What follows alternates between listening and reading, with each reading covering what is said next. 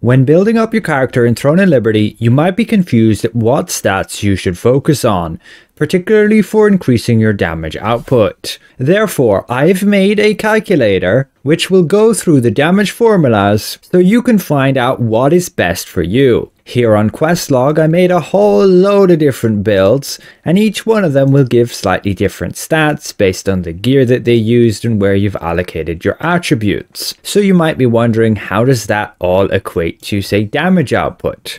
I personally have been working on increasing my damage, particularly for Gate of Infinity, so I can top some of the leaderboards and just have a bit of fun doing that. With the rotation at the very beginning of this, we actually hit 114.6 thousand with our detonation mark. The entire rotation was over 250,000 damage. Kinda nuts, and I can go higher because my gear's pretty scuffed. So I've been working on figuring out what's the best to go for, using this tool with those damage formulas. This encompasses pretty much everything that relates to your damage output, and all you really need to do here is input these certain stats. You're going to have one build and another build, and you're simply going to have a bit of a difference between those based on, if you use Questlog, the stats listed here. So I could, for example, find out in PvP, do I want to go with a 2-part of the Death set and a 2-part of, say, the Wolf set? Or do I want to go with a 2-part Imperator set and a 2-part Death set? Which is better? These are the different gear setups there, and ultimately you'll find that going with the Death and Imperator set is over a 5% increase in damage versus going with the Wolf set. However, you really have to keep in mind what bonus damage actually does. So in this example, the one with the Wolf set has 86 and the other has 68, and it's going to depend how much you're actually hitting for. If you're doing lots of little hits, then that bonus damage is going to equate for a bit more. And then the difference is still going to be in favor of the Death and Imperator set. We can throw in a third build, which is then the 4 out of 4 Wolf set. So we're getting the extra offhand activation here. We do a quick comparison there, and you can see, the Death set plus the Imperator set is going to be clearly better. And that's going to be due to the crit and the heavy attack. And ultimately, the offhand bonus here doesn't quite make up for that. If you look at a base level, a 30% offhand increase would be about a 6%.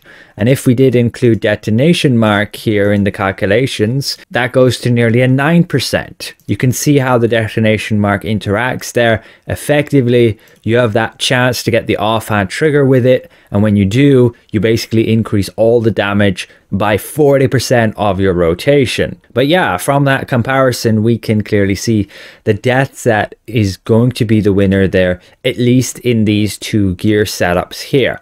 And this is orientated around more PvP, so we're focusing on getting like 60 perception and 50 dex. Another scenario would be to go for, say, 50 strength and still have 60 perception, but you probably need to go with the Koas and Sunflare crossbows for that, at least if you want to have, say, the 4 out of 4 Wolf set. But we did already see that's not actually that great, and you can see the comparison between using the Death and the Imperator set with 50 strength versus if you had the Wolf set would mean a 7% damage increase in favor of still the Death and Imperator set. So out of all these builds, this one turns out to be the best. Do be aware though that the Coazons is going to be more offensive, versus if you were to stay with the Rex, you would gain more survivability through the heal effect. That can be insane and heal you to full easily. But Coazons will be a little bit better, and otherwise, sure, it is more inaccessible to most people, so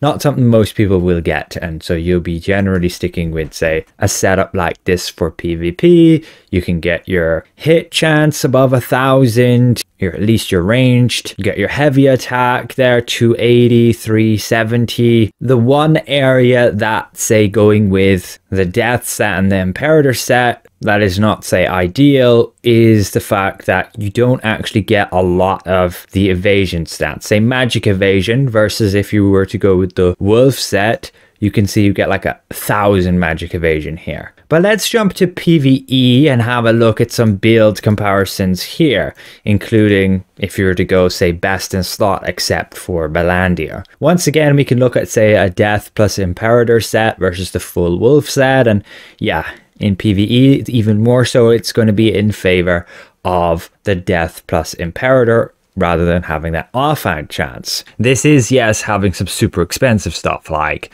the Band of Universal Power, and right now getting the Swirling Essence robe isn't practical. Same with getting the Phantom Wolf gloves, or with this setup here, getting the Field General pants. But we can wait a little bit, at least for the gear pieces here. Accessories, the Band of Universal Power is going to be expensive for quite some time. But looking at these cheap builds, you might not think they're cheap because, yeah, we've got the Field General pants, we've got the Swirling Essence robe, we've got the Shadow Harvester mask. But just wait. November the 21st, we're getting the new co-op dungeons, which will allow us to obtain that gear much like we could this gear. So we just need to be patient, and there should be no problem to get that gear. You will be able to, if you're not lucky enough to drop the gear, craft, say, pity chests where you will be able to claim it after a certain amount of runs. So these kind of builds using this gear will become a lot more accessible. And so yeah, this particular build here for PvE, these two cheap ones, we can look at a comparison there, and you find again it's like a 6.6% damage in favor of going with the Imperative and the Death set there, just because that little bit of extra heavy attack, that little bit of extra crit you can get there, and ultimately you also get a bit more stat points, attributes. You can see these are there with the full Wolf set, and then if you're to go with the Death and Imperator set, you can actually get up to 70 dex, which is nice.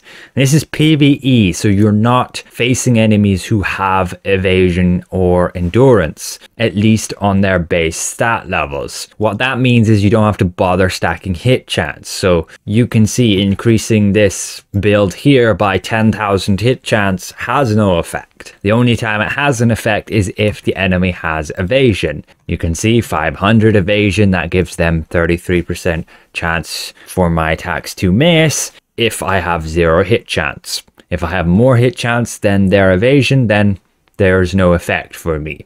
It would be as if they had 0 evasion. As for like critical hit chance and endurance, if they have more endurance than we have critical hit chance, then there is a chance for glancing blows, which is like the opposite of a crit. You will do your minimum amount of damage.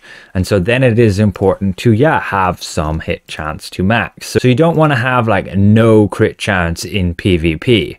If you're facing those tanks or those other people with endurance, you're going to struggle if you don't have that, like glancing blows again, as we just mentioned. And this allows you to compare, again, two builds versus each other based on what stats your enemy has. If your enemy has 1,000, say, evasion, then yeah, you seriously want to get 1,000 hit chance to match. But if they only have like 500 evasion, then there's not much point you having more than 500 hit chance. People will ultimately be switching over to endurance builds at some point. As people are more geared, it becomes better because of the fact, like, if I get a ton of endurance, I will always be able to reduce the damage I take, because even if I'm just matching their critical hit chance, it is still worth it because you make them never be able to critically hit you. And if you surpass their critical hit chance, even better, you then have the chance to have those glancing blows, making them deal minimum damage to you. And that's why you might find people really tanky, but you're not missing on them. But overall, in terms of damage output, the setup and build I'm going for is this. I will primarily be focusing on PvE damage for my character on crossbow and daggers. I'm not a fan of how it plays currently in PvP. And in the long scheme of things, having a build with high crit chance is going to be good when you find a lot of people switching over to endurance. Then you won't need as much hit chance. But yes, you could go with this PvP setup here. You get a load of hit chance. You can counter all their evasion. Well, a good portion of it. And you'll still have a decent amount of critical hit chance too. it's very random for PvP because you can face in one instance somebody with a ton of evasion, in another instance somebody with a ton of endurance, and then yeah, it's like, what are you going for? In most cases, hit chance is more reliable because you don't really want your attacks to be just missing. But on the other side of things, if you stacked a load of crit, even if you miss half your attacks, as long as your attacks are then critting, it can be worth it. And especially if you have a ton of heavy attack chances, then if every single hit that you actually manage to land is dealing like twice or 3 times more damage than somebody who stacked hit chance, it can be worth it depending on your build. But like if you're running a great sword and a dagger and you rely on your stuns to land so you can CC them to be able to then absolutely clobber them, then in order to land those stuns, you don't want your attack to miss. And so hit chance becomes very important. Also, just be aware how these other stats work with each other. You can analyze damage formula for yourself. You can mess around adjusting things here. And in order to get this for yourself, you're going to have to go and just copy this page so you can edit it for yourself. You can't edit this one because otherwise you'll all be doing it at once. As for quest log, I'll have a link to that. You can create your own builds and mess around with that. You can look at what other people make and you can analyze the stats that their builds have and see what's actually good. One thing to be aware of is the attack percentage here. So this is like 100%. That's going to be your basic attack value. So you can see that here. 100% of base damage. But then if you look at your other skills, you're going to have ones that are like 500% of base damage, 140% of base damage, and whenever it says like plus 26, that's bonus damage. So you will just add that right in here. So it would be like 26 bonus damage. You just add that. And if you have bonus damage from other sources, you need to add that too. So you'll generally see that on your character page. Bonus damage is listed right here. I have 66 right now. And that's just going to be a flat increase to your overall damage gain. So for example, if we have 187 and we gain 10 bonus damage, that's literally just plus 10. We now have 197 average damage. And if our attack was say 1000%, that is still only going to be plus 10 damage. And that's where bonus damage is not very effective and not usually something you want to go for unless you have a lot of small little hits like crossbow and daggers do. But even then, it's not that impactful. Just be aware to take into account like temporary bonuses. So for example, our critical damage here might only display this value, but we could get it upwards of 73% with all of these effects. It's the same with our offhand activation. We can get it up to 166% with those effects, and you'll just input that right in here. Using detonation mark or not will also depend, are you or not? If you are, that will increase your average damage because you now have that chance to deal a 40% extra damage for the duration of detonation mark if you get the offhand activation, which then makes offhand activation even more powerful for you. One thing to note is offhand activation can be very important because you have to look at it like this. Every single attack on crossbow and dagger can hit 4 times. First time, your normal attack. Second time, if that attack heavy attacks. Third time, if that attack offhand attacks. And then fourth time, if that offhand attack heavy attacks.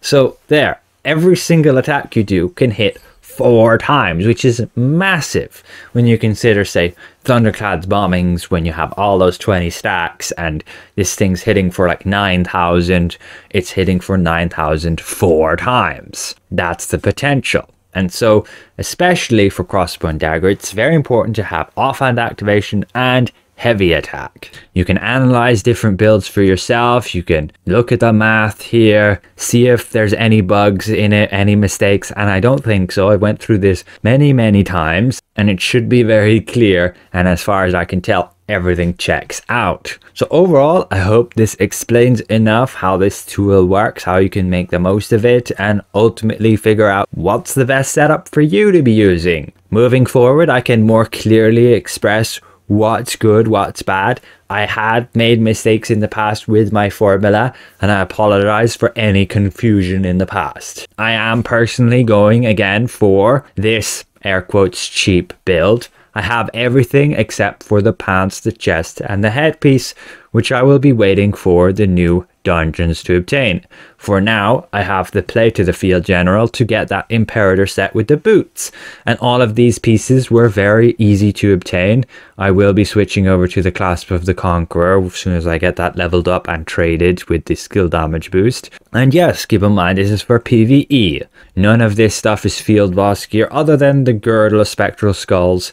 I spent a bit on that, but it was like 300 lucent when I bought the lithograph, so it wasn't that much. But that will be the only thing you get stuck on here. And you can see all of those pieces are craftable here, either with the abyss currency or with these dimensional currency from getting it in your dungeons. And with the new 2-star dungeons coming, you'll be able to get these other pieces that I will be working towards obtaining. Again, for PvE, so we don't really have to worry about all of the traits in our gear pieces, just the ones that are going to help with damage. Like mana regen, not a priority, but actually somewhat useful in PvE when you're struggling with mana issues, versus say getting some evasion or endurance is not going to matter much. Many of you might be serious PvP players, and if you are, yeah, absolutely, getting your traits is very important and you need that for the survivability, but it's a massive sunk cost. As soon as you want to switch gear, you've just kind of wasted all that investment in that gear piece,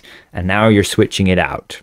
So I'm going to wait till I actually get the gear I want for my build before I trade it. Otherwise, you can very well stick with blue gear for PvP and have purple weapons, and yeah, you're getting like over 15,000 hit points there with decent enough evasion, which is very useful. I showed this build before. I recommend it as my starter blue gear, and yeah, you'll just have purple weapons to maximize your damage output, and then you just won't really have the sets. You'll still miss a bit of damage by not having, say, the full skill damage boosts here, or having as much stat points as you would, as you can see here. If you have any questions, don't hesitate to message me or leave a comment below. We'll see you guys all around. Goodbye for now.